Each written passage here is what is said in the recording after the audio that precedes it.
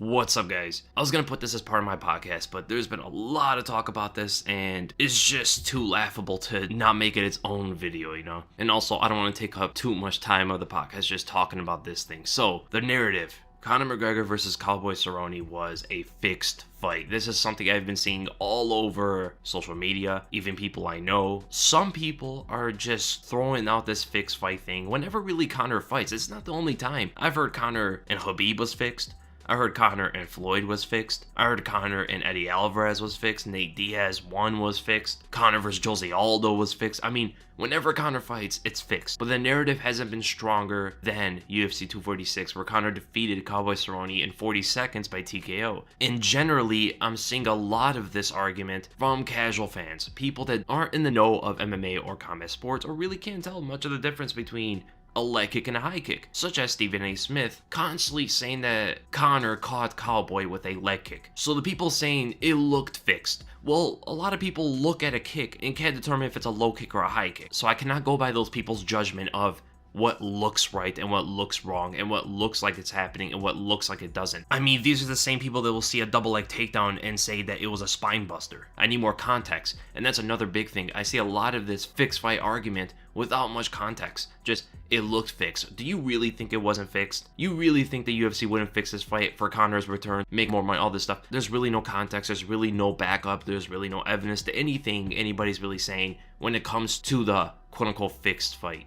No way this fight was fixed. There's nothing about it that looked fixed. From all the years I've been watching MMA and training and all that stuff, nothing about this fight looked fixed at all. The only fixed thing that you can really say was the matchmaking, and that's a little bit out there as well. And I see a lot of people saying he hurt him with shoulder strikes. Shoulder strikes are legit if you land them precisely, and also there's been a fight in the past, shout out to Grabaka Hitman on Twitter for bringing light to this, where someone got his jaw broken from a shoulder strike, and it wasn't even committed on the way Conor jumped into them at Donald Cerrone. It wasn't even the same kind of horsepower behind it than it looked like what Conor was doing out there. And if you could break someone's jaw in a fight with a shoulder strike, you could absolutely break their nose. And orbital bone. Doctors have determined that Cerrone did suffer a broken nose and even minor orbital bone fractures, and they're all from these shoulder strikes. The first shoulder strike actually broke Cerrone's orbital bone because you can see the instant swelling afterward. And then the second one broke his nose, and then the third one probably did even more damage to the orbital bone because it landed there as well. So yes, shoulder strikes can absolutely cause great damage to the face, to the head, whatever you want to land it on. If you land it precisely with enough power, you can create massive damage. Michael Bisping went and said that, those kind of strikes aren't to create damage. They're just more to annoy you and stuff like that. And he kind of just brushed them aside to the equivalent of a foot stomp. Well, we all learned something new that night, huh? And also, I want to say the shoulder strikes. So, shoulder strikes 100% legit. Now there's people saying, why was Cowboy sitting there for the shoulder strikes? Well, one, he didn't expect them. Number two, whenever shoulder strikes are committed with, they usually don't create that kind of damage. Usually they don't. They are generally to create distance in the clinch, so you can land something like an elbow or even a knee, or you can also break away from the clinch. It's used as a setup, usually by creating distance. So Cowboy, being in the game for a very long time and never even getting hit by shoulder strikes with that kind of power before, he probably thought that Conor wants to create distance. That's why he's coming closer, right? Cowboy's trying to keep it in close. Conor wants to create distance. That's what's in Cowboy's head in his muscle memory when he's getting hit by shoulder strikes. But as soon as it lands, it most likely discombobulated him or confused him a little bit in that moment and left him in there for another strike. And from there, Cowboy wanted out of there and he started to break away a little bit. So no, it wasn't that Cowboy was sitting there to get hit on purpose. He was getting in close because he thought that Conor wants to create distance. That's the only thing. Cowboy wants to slow the fight down. He doesn't want Conor to be at a distance and land those long punches on him and be at a disadvantage against Conor. Cowboy wants the clinch. On paper, he's the better fighter in the clinch, as well as he was probably confident to get in the clinch to slow the fight down and also land strikes because he is a lot more experienced in that area. So that argument's dead. And now there's this one. Cowboy didn't show up. He didn't throw any strikes. Well, you have to also think that Conor didn't throw many strikes as well. The fight was only 40 seconds, and if you know Cowboy Cerrone, He is a bit of a slow starter. He doesn't normally throw many strikes. Look at his fight with Robbie Lawler. Look at his fight with Eddie Alvarez. What happened in the beginning of those fights? They tried to bulldoze through him. They got right into that clinch and started laying shots over the top. Cowboy didn't really do much. He was just being defensive and trying to close him in a little bit to stop the aggression, to stop the output. Just like what he tried to do against Conor McGregor. And in those fights as well, he wasn't throwing many strikes back early in the first round. This is a usual thing for Cowboy Cerrone. And the people that don't know about this are people that don't know Cowboy Cerrone. That's all it is, right? Just people that don't normally watch the sport or probably saw one or two finishes, highlight reel KOs from Cerrone and think that's how he fights throughout the entire duration of fights, which is actually not true. Many of those knockouts and stuff are after the ball gets rolling, and he needs that first round out of the way to get into the swing of things. So he did throw a right kick, and Conor landed his afterward, right? You're talking about, what, 20 seconds of the fight, Cowboy threw one kick and got hit afterward. You cannot expect Cerrone to be some Justin Gaethje out there and start throwing hands right from the get-go. That's not what Cowboy does. Also, watch the Darren Till fight and watch his fight with Rafael Dos Anjos too, and you'll see a very similar Cowboy. The only thing about the RDA fight was that Cerrone tried to get going early on, and that's what he was talking about for a couple fights before that. He is trying to start fast, but he just cannot do it. That's why he was bouncing around with RDA, but nothing was really being committed on effectively. And now there's the other thing. People are saying, how did Conor hurt him? By hitting him with his toes. Shots you don't see coming. The fact that Cowboy brought his hands down and left his chin exposed showed that he did not think it was going to be any head strike. He thought it was going to be a body kick. When you switch up your focus from head to body, any head strike can hurt you. This is how Mike Tyson, for an example, got many of his knockouts. He went from body to head. He mixed up the focus. He didn't give his opponent time to embrace for the impact, and they just get knocked out while they're pretty much loose. And we have seen fighters get KO'd by getting kicked with the toes or slapped with the end of the foot, such as, for an example, Stephen Wonderboy Thompson in his debut in the UFC.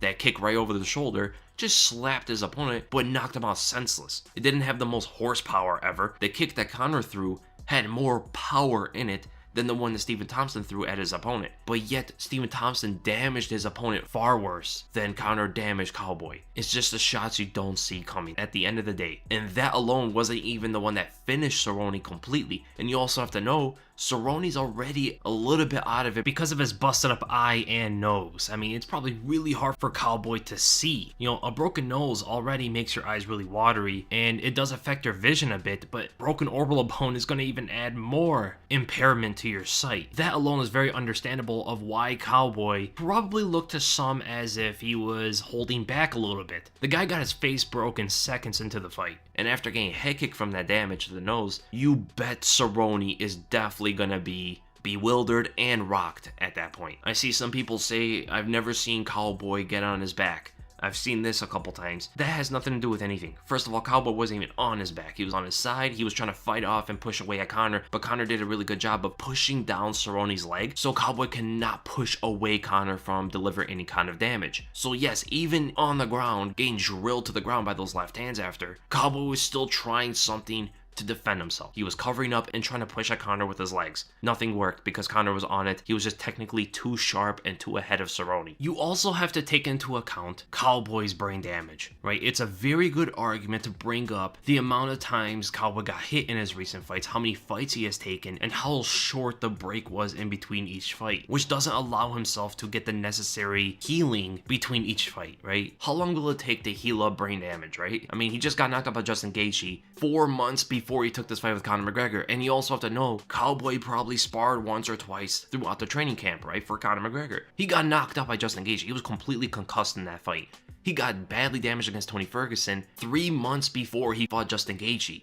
Right, we're talking about only 3 months in between bad damage from Tony Ferguson to fighting Justin Gaethje, getting knocked out in that fight, then taking 4 months to fight Conor McGregor, and taking damage to the head and stuff like that. Maybe it's a big, real, logical possibility here that Donald Cerrone wasn't fully healed coming into the Conor McGregor fight, right? And that could be another reason why he was hurt so badly by the toe kick, and maybe the shoulder strikes did hurt him a little bit. People were saying, you know, the running into Donald Cerrone with the thigh probably did some damage as well, which it could have. I mean, Conor McGregor crashed into Cerrone with his body, and even though it was the meaty part of the thigh, you never really know, man. You never really know, especially if Donald Cerrone's still kind of hurt from that Justin Gaethje fight. It didn't take enough time off, and probably sparred in the gym and took a little bit more damage, you know? So those are the main, I guess, good arguments from people that are a little bit more logical than the others. I mean, there's some crazy ones like Cowboy fell on purpose, and Cowboy would purposely take a dive to make more money. And I know someone told me on Twitter that Cerrone said before this fight that he'd rather lose than trying to win the fight to win. In a way, like wrestle Conor McGregor to a win. He'd rather not do that than fighting Conor the way he wants to fight Conor and winning through that, or even losing through that. He'd rather lose that way than win by going the wrestling route. Here's the thing about Cowboy though. Cowboy has said this before. This isn't the first time he said that he would go out there and just bang with his opponent, and what do you see in that fight after? He goes for the takedown. He always does it. What did he do in this fight? He clinched up with Conor immediately in the fight. I believe before the Robbie Lawler fight, even the Darren Till fight, I'm pretty sure some other fights as well, Cerrone has always said that he's going to stand with his opponent, but he always ends up trying to take him to the ground. So I don't really take what they say before the fight, especially knowing that he tried to clinch up with Conor McGregor immediately and actually tried to grab the legs of Conor, but missed, right? As Conor was kind of flopping on top of him with all the momentum he threw with his body at Cerrone, right? So he did look for the takedown, but he missed the grip, so he just went up for the clinch, right? The whole thing that Donald Cerrone is just gonna dive the fight for more money. Here's the thing, man, you need more evidence to make that kind of claim. I see it with everybody. A lot of people say that any fighter will take a dive to make more money, which I don't even think is necessarily true, especially with elite fighters, especially with UFC fighters. You're talking about the absolute cream of the crop. And in the UFC, when you're on Cowboy's level, you can absolutely negotiate for more money rather than try to take a dive, right? A lot of fighters that go and take dives are fighters that are just desperately in need for money, and that usually correlates to the fact that they're not making much money. Cowboy makes a lot of money. I mean, even for this fight, he got $200,000 to show, and he probably got pay-per-view points. And he also alluded that he's making more money in this fight than ever before, but the win and show money is very similar to some of his other fights, so he's most likely getting pay-per-view points or something like that. So why? There's no point in taking a dive. They're not going to give him $2 million, $3 million to take a dive against Conor McGregor. I guarantee that's not what's happening. The whole thing about taking a dive, you see a lot more with like CD level fighters or in other organizations where fighters just aren't making much money. That's usually where you see it. At the end of the day, you can really pick out who's a casual fan and who's a hardcore fan, or someone who's a bit uneducated versus someone who is educated, by seeing who is saying fixed and who is not saying fixed. If you're saying fixed, you're most likely not as educated in the sport or educated in martial arts. It just boggles my mind when people say that Cerrone's gonna take head damage on purpose just to get finished off. Like, crazy, man. Absolutely crazy. This isn't the WWE. This isn't your next martial arts movie you're gonna be seeing next week. And I hear people saying Nate Diaz said it was fixed. Like, do I even have to? Do I even have to make an argument against that? Nate Diaz does a lot of crazy things, right? Especially when it comes to his opposition, to his peers. When a possible opponent of his does something, or there's an opportunity for him to make some noise and make himself relevant to the situation, he will do it. He's always done this. And also, here's the other thing. If he's saying that fight was fixed, that's also gonna kind of blow back to his career. Eventually, we'll go to his fight and say his fights are fixed because he's part of the whole organization. So I don't even think it was smart to even say something like that for Nate Diaz to bash Conor and bash Donald Cerrone. If this was a heavyweight fight, Nate 100% wouldn't have said a thing. But because these are two guys that are in line of sight of him, he's going to make himself relevant to the situation. I mean, he's doing it constantly with Jorge Masvidal as well, and Jorge's not even fighting. And I hear people say Nate Diaz knows more than the fans. You don't think Nate Diaz knows more? Yes, he does know more. That's why he's saying this. That's why he's putting himself in this situation. That's why he's making himself relevant to every situation. It's smart for him to do that. Other than it could create blowback on himself if people actually believe that fights are fixed in the UFC. But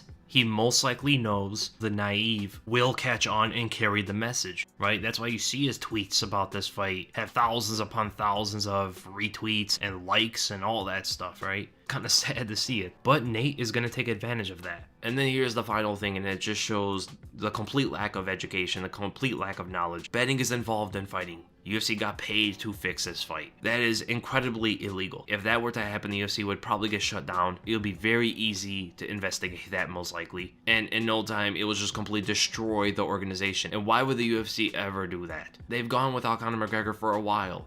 Yeah, they had that Khabib fight, but before that, it was 2 years, and then 1 year without Conor after Khabib. They're doing fine without Conor McGregor. They don't need Conor McGregor to carry on the organization. And Dana White is 100% right when he says it. The sport goes on. Stars come and go. The sport carries on. The organization carries on because it's bigger than the athletes. and it's shown that throughout history, and it's 100% correct. They don't need Conor McGregor. There's going to be another Conor McGregor in like 5 years from now. They have other stars they can build up, and also they're under the ESPN banner, so pay-per-view and all that stuff isn't as important as it used to be, because they have a guarantee pay, I believe, from ESPN Plus, unless I'm wrong about that. I think I read that somewhere, right? So actually, stars now are more irrelevant than ever before for the UFC. It just shows a complete lack of education, and a lot of casual fans, they have a lot of input. That's the only issue I have with casual fans. Everything else, I like them. I like them to watch the sport, to learn, and it creates an opportunity for them to get into the sport even more than they are. But the thing that bothers me is when they think they know about things, when they actually don't. That's the only time that's reasonable, I think, to call out casual fans and have a debate with them and show them how wrong they are about these things. So I'll probably talk about it a little bit more in my podcast if some other thoughts come into my head, and I'll see you guys then.